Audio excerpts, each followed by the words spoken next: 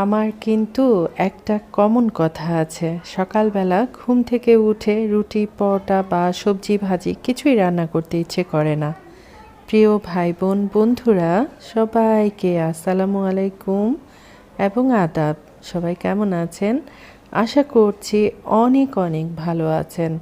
আপনাদের দোয়া আর ভালোবাসায় আল্লাহর অশেষ রহমতে শুকর আলহামদুলিল্লাহ আমি ভালো আছি। তো ডিম ভাজা আর হচ্ছে পরোটা, চা, এটা ছিল আমাদের আজকের নাস্তা। নাস্তা পানি খাওয়া দাওয়া শেষ করে ডাইনিং টেবিলে বসে বসে লাল শাক কুটাবাছা করলাম। আর অনেক দিন পর লাল শাক আনা হয়েছে। এখন যদিও লাল শাকের সিজন না, কিন্তু তারপর তুলনামূলকভাবে শাকগুলা ভালো ছিল। আর যারা একদম নতুন রাঁধুনি কিভাবে শাক কুটাবাছা করতে হয় তারা জানে না। অনেককে দেখেছি আমি লাল শাকের শুধুমাত্র মাথায় যে পাতা আছে শুধুমাত্র সেটুকু নিয়ে রান্না করে। আর সেজন্য বলছি, যতটুকু ডগা নরম আছে ততটুকু পর্যন্ত ডগা বেছে নিতে হয়, তাহলে না শাকের পরিমাণটা একটু বেশি হবে, খেতেও মজা লাগবে। তো যাই হোক, কথা বলতে বলতে আমি আবার কি করলাম, রসুন, পেঁয়াজ, কাঁচামরিচ এগুলা পরিমাণ মতো তেল দিয়ে একটু ব্রাউন কালার করে নিলাম। তারপর কেটে রাখা যে শাক আছে সেটা দিয়ে দিলাম।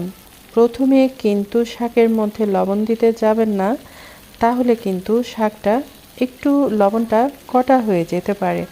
শাকটা নাড়াচাড়া করতে করতে যখন কমে যাবে তখন লবণ দিতে হবে। যদিও আজকে আমি এই ভুলটা করেছি, সে কারণে প্রথমেই অল্প করে একটু লবণ দিলাম। যদি লাগে তাহলে পরে দেব, আর যদি না লাগে তাহলে তো হয়েই গেল। তারপর উল্টে পুল্টে নাড়াচাড়া করে আমি একটু ঢেকে দিয়েছি। দেখেন, যদিও এখন লাল শাকের সিজন না, কিন্তু লাল শাকটা কিন্তু খুব বেশি লাল টুকটুকে ছিল, খেতেও অনেক বেশি মজার ছিল। আজকে যেসব খাবার দাবার রান্না করছি তার মধ্যে লাল শাক আর হচ্ছে তেজপাতার ডাল, এই দুইটা আমার মেয়ের অনেক পছন্দ। আজকে মেয়ের জন্য কিছুই রান্না করছি না। আর কি যেন বলে, অবশ্য ওর জন্য এক পিস মুরগির মাংস আছে সেজন্য। আর এখানে ডালটা আমি কিভাবে বসাই দিয়েছিলাম সেটা একটু ছোট্ট করে বলি। ডালটা যখন ধুয়ে টুয়ে বসাই দিয়েছি তখন পেঁয়াজ, আদা রসুন বাটা, ধনিয়ার গুঁড়া, হলুদের গুঁড়া, লবণ আর সাথে অল্প করে তেল দিয়ে ডালটা আমি সিদ্ধ করে নিয়েছি। যেহেতু তেজপাতার ডাল, তেজপাতা তো দিয়েছি। আর তারপর সিদ্ধ করে নিয়ে ডাল ঘুটনা দিয়ে একটু ঘুটে নিলাম। তারপর পেঁয়াজ, শুকনো মরিচ দিয়ে বাগার করলাম। আবার সাথে একটা দুইটা কাঁচামরিচও দিয়েছি সুন্দর ফ্লেভারের জন্য। এই ডালটা খেতে এত মজা, এত মজা। আর ডাল বাগার করে খুব বেশি সময় রান্না করবেন না, ঘড়ি ধরে 2 মিনিট জাল করে একটা সরা দিয়ে ঢেকে রাখবেন। যতবার সরাটা তুলবেন ততবার ডালের যে অসম্ভব সুন্দর একটা ফ্লেভার আছে সেটা আপনি অনুভব করতে পারবেন। তো ডাল রান্না তো হয়ে গেছে, তারপর লাল শাকটাও রান্না হয়ে গেছে। লাল শাক খাওয়ার জন্য আমি কি করেছি, কয়েকটা শুকনো মরিচ ভাজাভুজি করে নিয়েছি। শুকনো মরিচ ভাজা যদি না থাকে তাহলে আমি শাক খেয়ে একদম মজা পাই না। আর আমার মতো এই ধরনের অভ্যাসটা কার কার আছে অবশ্যই মিষ্টি একটা কমেন্ট করে জানাতে পারেন। তো ডাল আর হচ্ছে লাল শাক এই দুইটা কিন্তু রান্না হয়ে গেছে। আমি সব সময় বলে থাকি আমার রান্নাঘরটা একটু ছোট আছে, সে কারণে সব রান্না বান্না বা কাটাকুটি একসাথে গুছগাছ করে নিয়ে আমি দেখাতে পারি না, তাতে করে একটু সমস্যা হয় আর কি। তো যখন যেটা কাটাকুটি করছি তখন সেটা রান্না করে কি বলে অন্য জায়গায় রেখে দিই আর কি। আর আজকে ট্যাংরা মাছ রান্না করব। ট্যাংরা মাছটা অনেক ফ্রেশ ছিল, অবশ্য কয়েকদিন আগেই আনা হয়েছে। তো এটুকুন ভিজাই নিয়েছিলাম রান্না করার জন্য। আর ট্যাংরা মাছটা সচরাচর আমি কিভাবে রান্না করি দেখেন, এখানে একটা কড়াইয়ের মধ্যে, যে কড়াইটাতে আমি লাল শাক রান্না করেছি সেটা বেড়ে রেখে তারপর আবার একটু ধুয়ে ওই কড়াইটাতেই এটা বসাচ্ছি। তো আমি এখানে পরিমাণ মতো পানি নিয়েছি, পানির মধ্যে একটু আদা রসুন বাটা, হলুদের গুঁড়া, মরিচের গুঁড়া, ধনিয়ার গুঁড়া, লবণ, সাথে অল্প করে একটু তেল, এখন সব কিছু দিয়ে মাছটা ঢেলে দিলাম। এখন আমি খুব ভালো করে কিছু সময় রান্না করে নিব। আর কখনো রান্না হতে বেশি সময় লাগে, কখনো অল্প সময়ে রান্না হয়ে যায়। এটা যার যতটুকুন জাল দেওয়ার প্রয়োজন বা কষানোর প্রয়োজন, এটা আমরা সেভাবে বুঝে নেব, তাই না? আর রান্না করতে করতে একটু বাহিরের দৃশ্য না দেখালে কি হয়? আজকের ওয়েদারটাও খুব বেশি ভালো ছিল। কখনো একটু কটকটে রোদ ছিল, আবার একটু পরপর মেঘাচ্ছন্ন হয়ে যাচ্ছিল।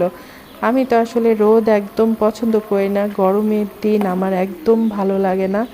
আমার শীতের দিন ভালো লাগে, যদিও শীতের দিনে আমার খাওয়া দাওয়া একদম মজা লাগে না, কিন্তু না খেতে পারলে কি হবে রে ভাই, মানে শরীরের শান্তিটাই আসল, তাই না?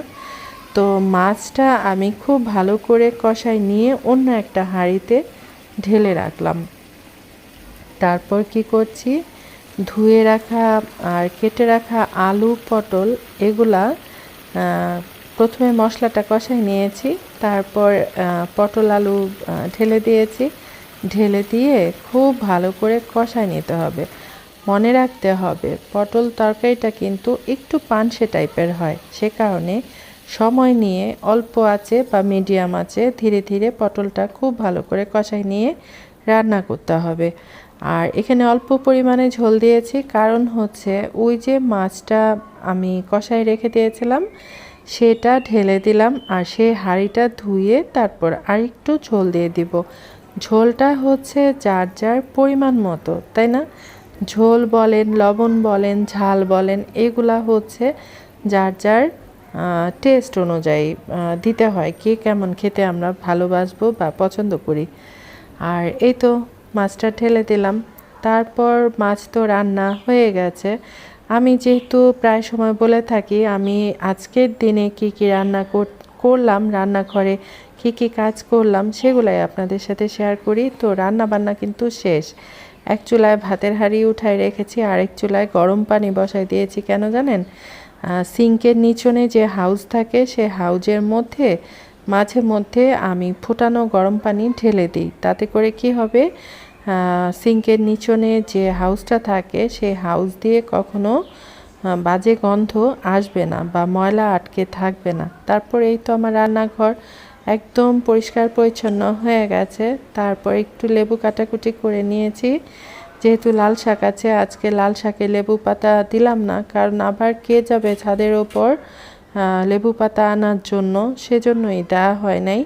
শরীরটা তো চলেই না, চলতে চায় না, কিন্তু মনের ওপর জোর করে কাজকর্ম করি আর কি। তো যাই হোক, এই হচ্ছে আমার ট্যাংরা মাছ দিয়ে পটল আলুর তরকারির ফাইনাল লুক। খাওয়া দাওয়া শেষ করে যেহেতু ভয়েস দিচ্ছি সে কারণে বলছি, বিশ্বাস করেন খেতে এত বেশি মজা হয়েছিল, যেহেতু ট্যাংরা মাছগুলো একদম টাটকা ছিল, অনেক মজা করে খেয়েছি। আর এদিকে আমার মেয়ে তো রাতের বেলা বলছে আমি তো এসব পচা তরকারি দিয়ে আর ভাত খাবো না, তো আমাকে রাতের জন্য পাউরুটি আর ডিম টোস্ট করে দিতে হবে। তারপর 2টা ডিম নিলাম, 1 চা চামচ চিনি দিয়েছি। সে আমাকে আগেই বলেছে যে মিষ্টি বেশি দিবা না, হালকা মিষ্টি দিয়ে আমাকে টোস্ট করে দাও। তারপর 1 চিমটি লবণ দিয়ে ডিমের মিশ্রণটা করে পাউরুটি তেলের মধ্যে আর কি ডিমে চুবাই চুবাই দিয়ে আমি টোস্টটা করে নিয়েছি। দেখতে অনেক সুন্দর লাগছিল, আর ভিডিও করতে তো একদম ভুলি না, যেহেতু আমাদের উদ্দেশ্যই থাকে যে আমরা আজকের দিনে কি কি করেছি সেগুলো ভিডিও করব, তারপর আপনাদের সাথে শেয়ার করব। আমার আজকের ব্লগ ভিডিও কার কাছে কেমন লাগলো অবশ্যই জানাবেন। ভালো থাকেন, সুস্থ থাকেন। আল্লাহ হাফেজ, আসসালামু আলাইকুম।